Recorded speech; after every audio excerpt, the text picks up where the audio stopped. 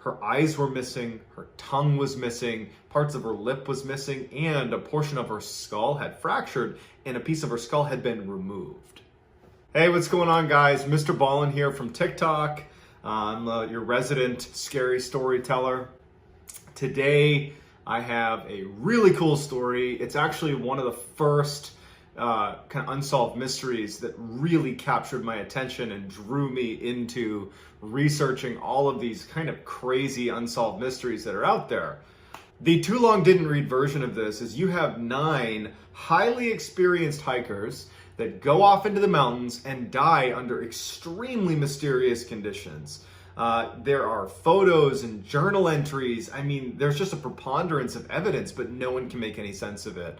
And to this day, it is one of the single most interesting things that I've ever found on the internet. So, in 1959, 10 hikers decided to head out on this 190-mile journey through the Ural Mountains in the northern part of the Soviet Union. Now, this was not a vacation. This was more like a mission to this group of experienced hikers, because in completing this 190-mile journey, they would receive their level 3 hiker certification, which at the time was the highest in the country. So they would be the top dogs in hiking. So on January 25th, they set off on this 16-day, 190-mile journey. The group was in good spirits. The pictures of them, they were happy. They were on course. Everything was going right. And then they reached this kind of critical juncture in the trip. They reached this mountain pass that actually was subsequently renamed the Dyatlov Pass after the leader of the group. The leader was named Igor Dyatlov. And so they reach this mountain pass and they know they need to go through it. They need to negotiate this mountain pass. And so they set up camp, and the plan is early the next day, they're going to attempt to push through this mountain pass. And hopefully over the space of one day, they would be able to get through that mountain pass and set up camp on the other side. So early the next morning, they get up and they begin their ascent through this mountain pass. But unfortunately, a very bad weather system rolled in and it pushed them off course. And in fact, it pushed them onto a different slope that the local Mansi tribe called Dead Mountain. And so they get pushed off course. They're not going to get through the mountain pass. And then one of the first strange things happens. For some reason, now this group of experienced hikers that should have known that their best bet at this point, because of the bad weather and being pushed off course, would be to retreat off the mountain and find somewhere that was more protected to spend the night, because at this point they got to set up camp somewhere. But for some reason they decide to stay on the exposed slope of Dead Mountain, which means that they would be setting up camp in not only just a wickedly windy area, and there's like risk of avalanche and any number of things could happen, but they'd also be exposed to negative 40-degree temperatures. They're like out in the open, just getting crushed by the elements. But for whatever reason, they make camp right on the slopes of Dead Mountain.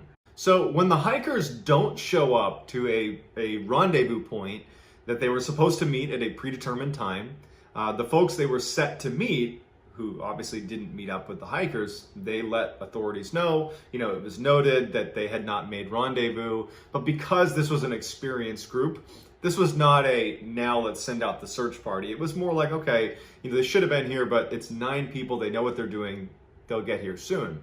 3 weeks go by, and still no one's heard from these 9 hikers. And at this point, a search party is sent out, even including military units are sent out to find them.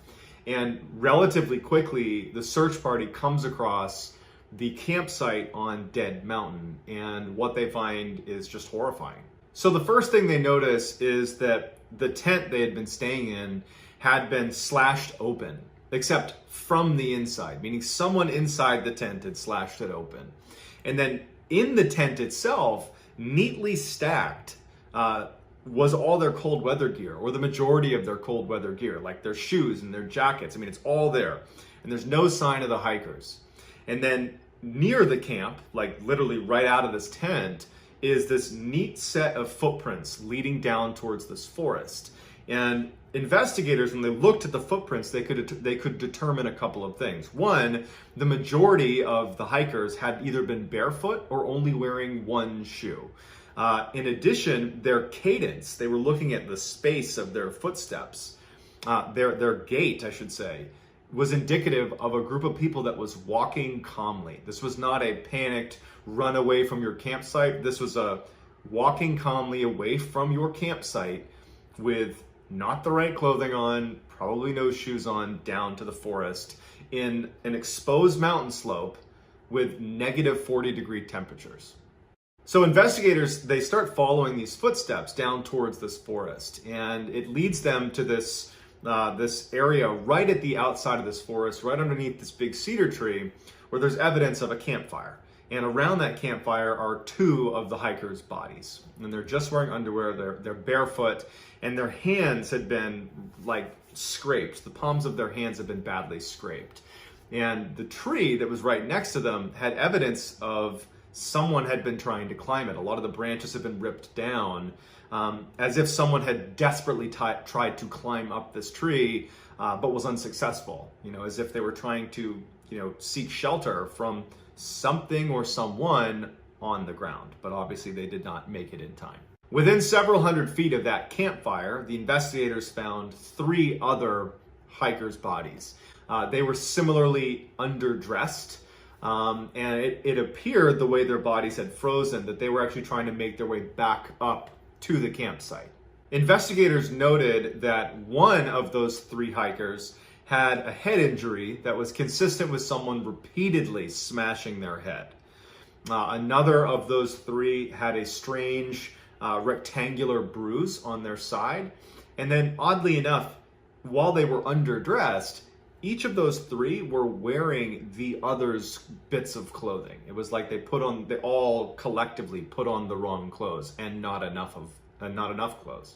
Despite the strangeness of the 5 bodies that were found and what they were wearing, or I guess what they weren't wearing, it was determined that they all died of hypothermia and that there was no foul play. It wasn't until May, when the weather warmed up a little bit and some of the snow had melted, that investigators were able to locate the remaining 4 hikers' bodies. And, it was really the condition that they were found in, the second group of hikers, that really took this mystery and elevated it and made it this kind of urban legend, because it makes no sense how they were found. So the remaining 4 were found in this creek bed that came to be known as the Dyatlov Den. They were buried under about 13 feet of snow. And so of the 4 bodies that were found in the Dyatlov Den, one of them had simply died of hypothermia and kind of was a lot like the first group, right? There's no severe injuries, really, just they died of hypothermia. But the other 3, that was not the case at all. The 7th hiker had a skull fracture that occurred right before he died. The 8th hiker had these extreme chest fractures that it was almost like he'd been hit by a car. The 9th hiker really was the most unfortunate. Not only did she also have her chest kind of caved in, but her eyes were missing, her tongue was missing, parts of her lip was missing, and a portion of her skull had fractured and a piece of her skull had been removed. Even more bizarre is, in this second group, they had all taken pieces of clothing from the other, indicating that they had all died at different times. It was like one would die and then the other hikers would take their clothes and put them on. And then someone else would die and they would take their clothes and put them on. And I guess even stranger than that is the clothes themselves had traces of radiation on them. The Soviet government was quick to close the case. They cited, either a natural disaster or, perhaps the hikers' incompetence as the result or the reason behind this horrible tragedy. But, nobody really believed, nobody as in the family, the friends, really the Soviet population, they didn't believe that could be the actual explanation.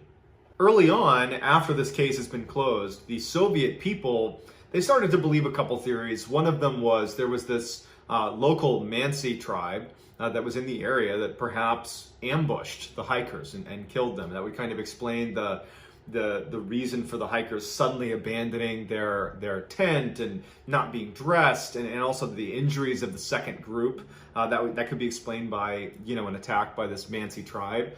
But there was a couple issues with that theory. One, the Mansi tribe is known as this incredibly peaceful tribe, that it's just very uncharacteristic for them. There was also no other footprints leading into the area. It was just the footprints of the hikers that were, in the area. Another popular theory is a swift and violent avalanche that, the group couldn't have seen coming. They hear it at the last minute. They jump out of their tent, cut it open, they go running. But the problem with that is the tree line down near the forest they walked to, there's no sign that the trees have been damaged in any way. That, there weren't any debris from an avalanche like there would be. And in that area, there were locals like the Mansi tribe, and they didn't report an avalanche. They didn't hear an avalanche. And in fact, historically, there had never been a reported avalanche in that area. And subsequently, for decades afterward, there still has never been an avalanche there. Another popular theory is that the reason they left their tent in the first place is because when you get hypothermia, it can cause you to actually believe, kind of paradoxically, that you're actually too hot and you start stripping your clothes before you ultimately succumb to hypothermia. But again, that doesn't really cover down on the injuries of the second group. And then, of course, with any sort of unsolved mystery at this magnitude, there's theories that range from, a government cover-up to like a Yeti attack or an alien abduction. This case was closed, and the Soviet government kind of just gave a fairly ambiguous answer as to why. Authorities actually officially said that the cause of death for these hikers was a compelling natural force that they were not able to overcome, which that in and of itself is an eerie way of putting it, right? They were unable to overcome a natural force. And it's not saying this was a natural disaster necessarily. They're just saying it was a natural force, which is just a very interesting way to put it. But either way, the case was closed, and that was that. But in 2019, Russia actually officially reopened this case. And they decided they were going to get to the bottom of it, because this was a case that, it is quite high profile in the world of kind of unsolved mysteries. I think if you Google top 10 unsolved mysteries, the Dyatlov Pass is going to come up in that top 10. This is just one of the more well-known cases. And so Russia officially reopens it in 2019, but they were only willing to look at 3 theories, which was an ice slab or a snow slab breaking and coming down and hitting them, an avalanche, or a hurricane. But unfortunately, despite diving into this and doing their diligence, they really didn't come to any sort of conclusive conclusion. They kind of ended it, they closed it, I should say, much the same way they did back when it actually happened in the late 50s, which is, yep, some natural force did this. They did, that was it. It was really unsatisfying. The only real conclusion that they made in 2019 was that no criminal activity was indicated. So whatever happened, they're saying was natural. It was not, it was not criminal. So with that, the mystery today remains technically closed, but unofficially, I would say this mystery is not even close to solved. And I'd love to hear in the comments what you think happened at Dyatlov Pass. So that's going to do it, guys. I encourage you to go check this out, Dyatlov Pass. It's fascinating. And please, if you haven't already, subscribe to my channel. And also, please turn on notifications so you don't miss any of these stories. I'm going to be putting these out weekly. It'll range from mysteries to scary stuff to disturbing, creepy stuff. Kind of just generally interesting, darker content is going to be the focus of this channel. Also, be sure to check me out on TikTok. My handle is Mr. Ballin, same as my YouTube channel. I'm also on Instagram, but my handle is JohnBallin416. That's going to do it, guys. I hope you enjoyed it, and I'll see you next week.